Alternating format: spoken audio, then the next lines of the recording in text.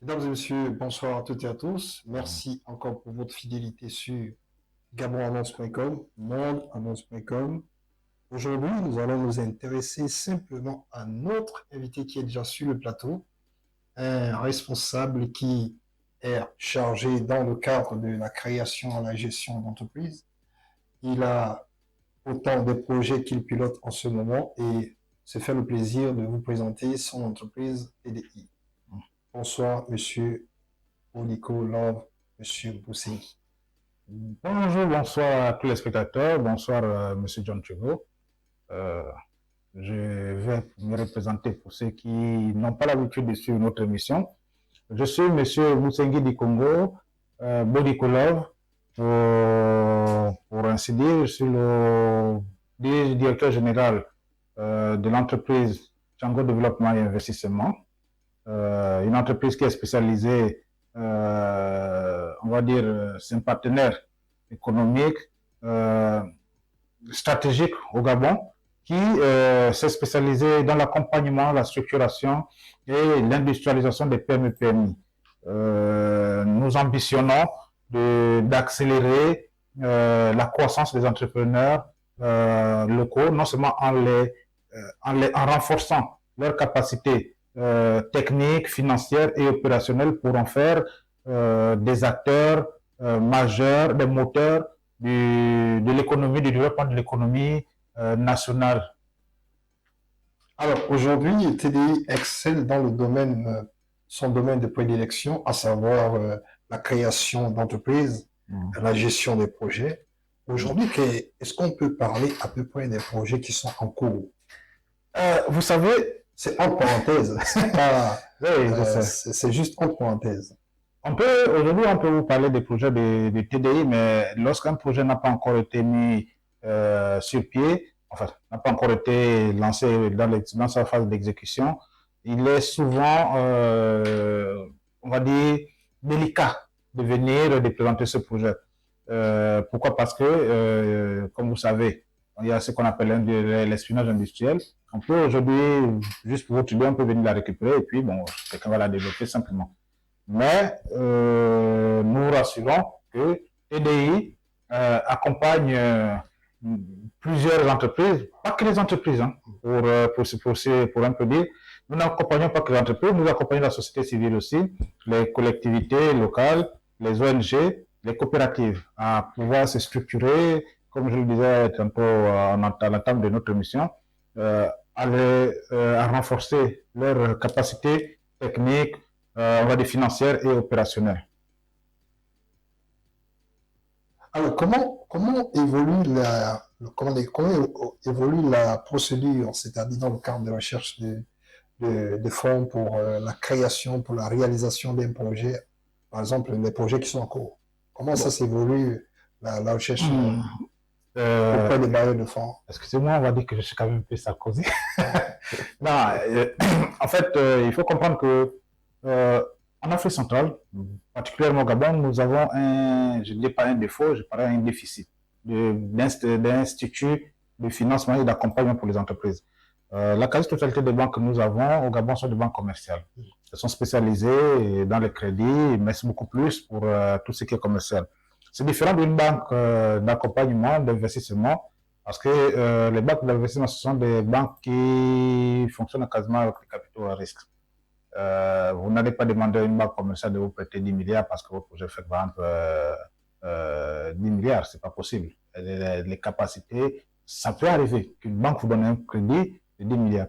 Mais il faut savoir que les taux de remboursement et les taux d'intérêt sont souvent assez élevés, contrairement aux banques d'investissement dont les taux d'intérêt sont quand même assez bas. Mais au Gabon, les Gabonais, les entrepreneurs gabonais ont entrepris maintenant d'aller beaucoup plus chercher les capitaux à l'extérieur.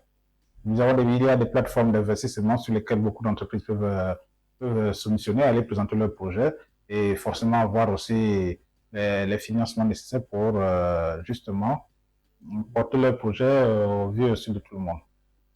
Alors, comment aujourd'hui on peut définir comment on appelle ça? Comment aujourd'hui on peut définir la procédure que vous êtes en train de mettre en place afin d'aider la majorité des Gabonais dans la création d'entreprises? Bon, on va dire, comme on dit, on ne fait pas d'omelette sans casser d'œufs. Au Gabon, nous avons une procédure qui vise à passer par l'ANPI pour la création des entreprises. Bon, à l'époque, comme c'est pas chez les autres, nous passons forcément par les chambres de commerce pour enregistrer son entreprise et même les créations des entreprises. L'État gabonais, les gouvernements précédents ont jugé bon de trouver un guichet unique qui a eu une bonne avancée déjà dans les procédures qui visaient normalement à non seulement réduire les délais pour pouvoir créer son entreprise, mais bon, malheureusement, on va dire que compte tenu de plusieurs facteurs, le rendement n'est pas forcément ce qu'on s'attendait. C'est un rendement adéquat, mais on va dire, qui reste toujours à parfaire. Bon, par rapport à revenir à votre question, les procédures actuelles sont vraiment longues. Sont vraiment longues parce que dans d'autres pays, la création d'une entreprise se fait en un jour. On dit en quelques heures, c'est des trucs de quelques heures que lorsque vous amenez toute votre documentation. Mais la création n'est pas le problème. Tout le monde peut créer une entreprise, qu'elle soit en individuel ou en salle et ainsi de suite. Le défaut, c'est que, on va dire, je ne dirais pas le défaut, on va dire plutôt la contrainte majeure que nous avons au niveau du Gabon, c'est justement cette capacité que le pays a de capter les capitaux, les fonds, pour les entreprises, pour les PME. Je pense qu'aujourd'hui, si vous partez mener une enquête au niveau du PME, du ministère de l'Entrepreneuriat, vous allez sûrement trouver dans leur base de données, je dirais pas une centaine, peut-être même plus de 500 ou 1000 PME qui sont partis déposer des projets là-bas. Maintenant, le problème, c'est les mécanismes de financement de ces projets. Aujourd'hui, l'État, à la Ve République, dans sa vision stratégique de développement et d'autonomisation de l'entrepreneur gabonais, le président, son excellence, monsieur le président de la République, chef de l'État, chef du gouvernement, monsieur Brice Clotaire Oligui Nguema, a mis une volonté, a manifesté une volonté vraiment développer ce secteur d'activité afin de donner un nouveau souffle à l'entrepreneuriat, mais aussi, on va dire, à l'économie et l'industrialisation du pays. Mais, comme je le disais, on ne fait pas des œufs sans casser des œufs. Nous avons encore beaucoup de choses, des mécanismes qui sont encore en retard, qui sont enrayés, parce que le mécanisme qu'il est venu trouver avait quand même beaucoup de défauts. C'est comme si vous partez acheter aujourd'hui une voiture d'occasion, vous n'êtes pas parti, qui n'a jamais fait de maintenance, qui n'a jamais fait de révision. Vous allez prendre, quand vous allez aller, vous aurez tellement de panne que, en la mettant même au garage, pour faire une révision, renouveler tout, vous allez dépenser quasiment le coût du moteur, on va dire de la voiture, pas d'occasion, mais on va dire neuf. C'est un peu le travail que les autorités sont en train de s'atteler à mener en ce moment. Et nous, notre rôle est normalement d'accompagner seulement les efforts que le gouvernement est en train de faire. Il reste beaucoup à faire, malheureusement. Et heureusement, aujourd'hui, avec la volonté des pouvoirs publics, beaucoup de mécanismes sont en train d'être mis en place pour pouvoir faciliter et alléger normalement ces charges pour les entrepreneurs. On revient sur un point très crucial, c'est-à-dire le point qui concerne, par exemple, la démarche pour faire en sorte que le dossier puisse traverser un peu certaines barrières pour atteindre, on pourrait dire, le sommet. C'est quoi cette situation? Qu'est-ce qui fait en sorte que des dossiers souvent traînent dans le processus de validation? Bon, il y a plusieurs mécanismes. Il faut savoir que nous sommes quand même des êtres humains et les humains ont souvent de temps en temps de certaines lenteurs. Mais la lenteur administrative est, on va dire, l'une des problématiques auxquelles s'est attaqué le chef de l'État et qu'on essaie entre le chef de l'État et notamment les acteurs sociaux et économiques cherchent vraiment je dois dire, élaguer. Parce que pour un État qui vise vraiment à avoir une autonomie, un développement économique assez poussé, les procédures doivent être vraiment, on va dire, facilitées, doivent vraiment devenir plus que fluides. Parce que dans d'autres pays, vous pouvez, même pour aller prendre, par exemple, monter un dossier de financement, vous allez être confronté à plusieurs blocages, notamment pour l'obtention des agréments. Il faut savoir qu'aujourd'hui, vous pouvez avoir, en tant que des fonds d'investissement, les fonds d'investissement vont avoir besoin de certaines garanties.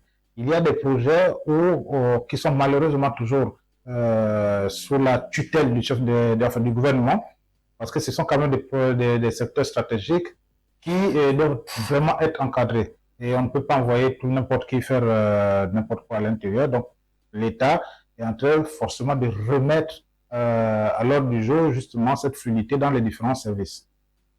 Quel conseil donnez-vous aux jeunes créateurs d'entreprises aujourd'hui, vu que TDI excelle dans la création d'entreprises? Quel conseil donnez-vous aux jeunes aujourd'hui? Bon, le conseil, il est toujours le même. On peut avoir, il faut comprendre dire qu'il y a deux types d'entrepreneurs. On va dire, il y a l'opportuniste et l'entrepreneur, je ne sais pas dire chevron, je veux dire né, celui qui a fait vraiment des études, des formations dans ce domaine. Malheureusement, dans le processus d'entrepreneuriat, on a toujours tendance à dire ne deviens pas entrepreneur qui veut. Parce qu'aujourd'hui, vous pouvez avoir un projet, vous pouvez mettre à votre disposition les finances, mais vous n'êtes pas bon gestionnaire, le projet n'ira pas loin. L'idée, normalement, est de faire comprendre à nos compatriotes que vous voulez rentrer dans l'entrepreneuriat, c'est une bonne chose, mais il faut savoir principalement structurer votre dossier. Si votre dossier n'a pas été structuré, quels que soient vos efforts ou les moyens qu'on va vous mettre à disposition, vous risquez d'aller contre le mur. Parce que entre ce qu'on veut, ce qui doit se faire et ce qui se fait, il y a parfois des écarts qui sont vraiment abyssales. On a mis un gros fossé. Non, c'est pas le fossé, c'est une mer. C'est une mer parce que aujourd'hui, le Gabon, on va dire, en matière d'économie et d'industrie, dans l'entrepreneuriat, on va dire que c'est un territoire, je dirais pas vierge, mais il est encore peu occupé. Et la quasi-totalité de la population, pour ceux qui ont ces capacités, toute la population peut devenir entrepreneur, malheureusement ou heureusement, il faut bien des consommateurs. Donc, justement, ceux qui veulent vraiment se lancer dans la mise en place, la réalisation de leur projet, doivent vraiment prendre sur eux d'éviter d'être orgueilleux, mais d'apprendre. Apprendre et comprendre, c'est vraiment la clé de la réussite. Donc, structurer convenablement votre dossier afin de pouvoir présenter au pouvoir public.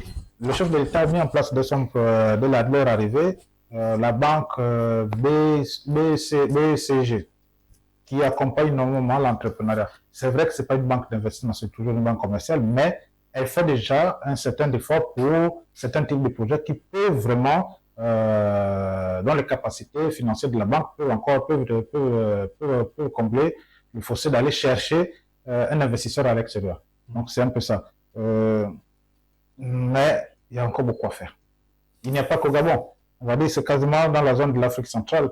Nous dépendons encore jusqu'à présent des investisseurs étrangers. Nous n'avons quasiment pas d'investisseurs nationaux. C'est pas faute d'avoir des milliardaires au Gabon ou en Afrique centrale. Il y en a.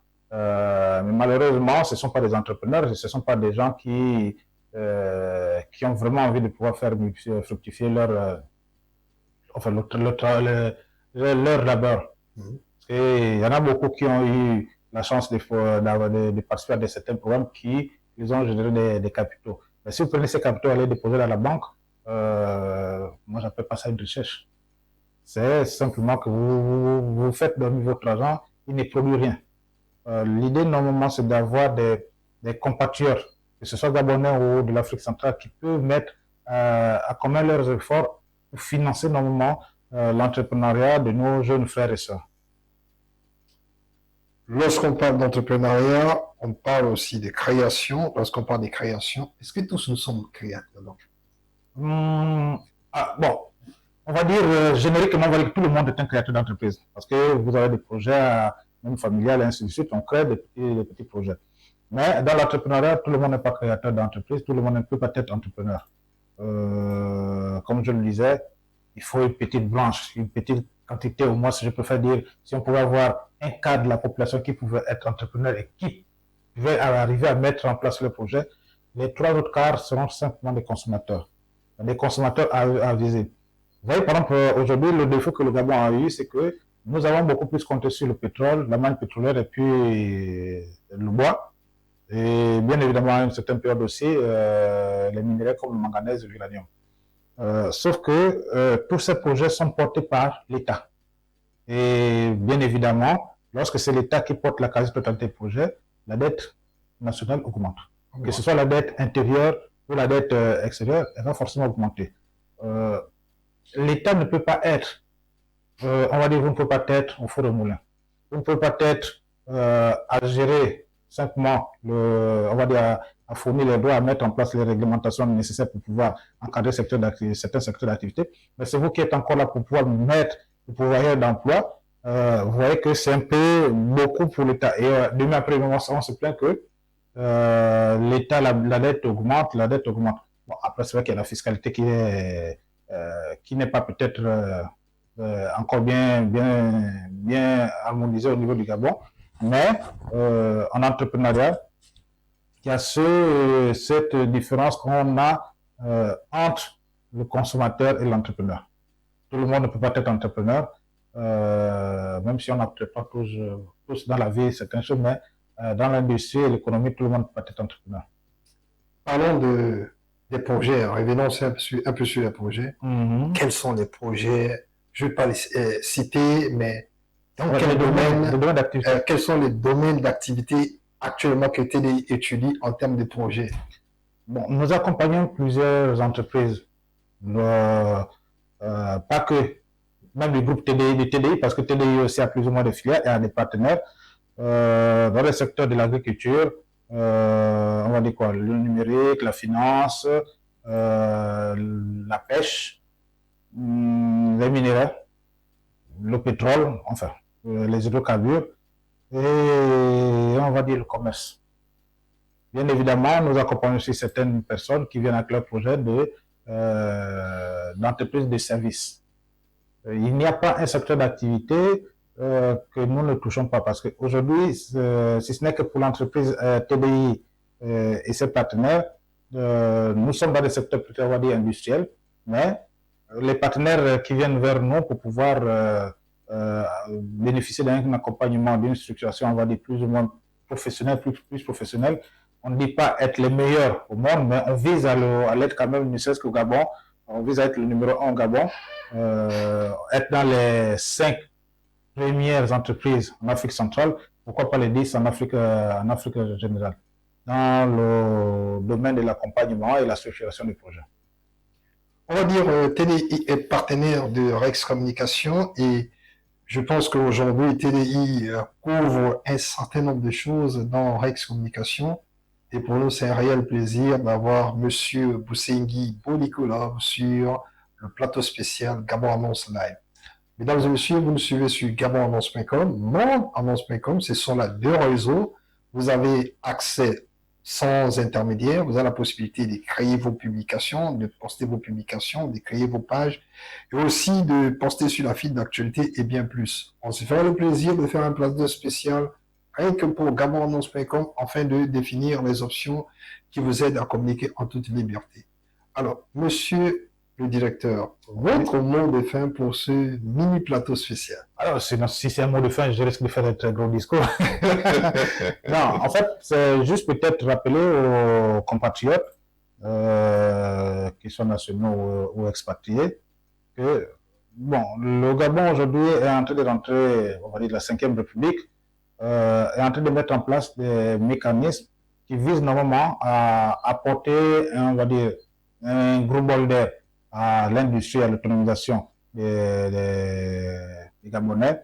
Et le chef de l'État, je pense qu'il a institué un programme, un jeune amitié, qui permet normalement d'accompagner la jeunesse pour certains types de métiers. Parce qu'aujourd'hui, comme on a dit, tout le monde ne peut pas être entrepreneur, mais tout le monde peut avoir une activité économique. Que ce soit dame de maison, enfin, personne de maison, dans le tertiaire et ainsi de suite. Tout le monde peut être vraiment avoir une activité économique, mais faudrait-il encore avoir les ressources et l'accompagnement adéquat. Donc, c'est un peu ce que nous cherchons, nous visons à faire, c'est de pouvoir renforcer non seulement les dirigeants des entreprises. Aujourd'hui, vous voulez monter un projet, on vous accompagne non seulement en renforçant vos capacités à vous, mais aussi, si vous avez déjà une entreprise qui existe, qui est déjà en activité, on vient renforcer aussi les capacités du personnel et des équipes. C'est, on va dire, une opportunité pour les concitoyens d'avoir des entreprises. TDI n'est pas la seule entreprise qui le fait. Nous avons par exemple le partenaire Socle, Socle CH et Capital Humain, enfin Socle et Capital Humain et partenaires qui justement forment aussi le personnel justement dans certains métiers.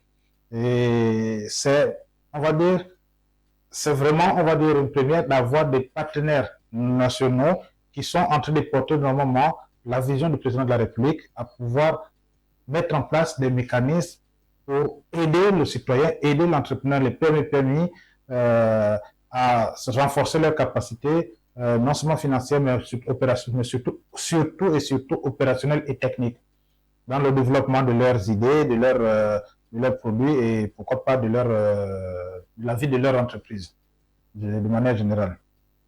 Dans ce cas, nous allons tout simplement se dire bonsoir et on se retrouve pour une prochaine émission demain à partir de 16h.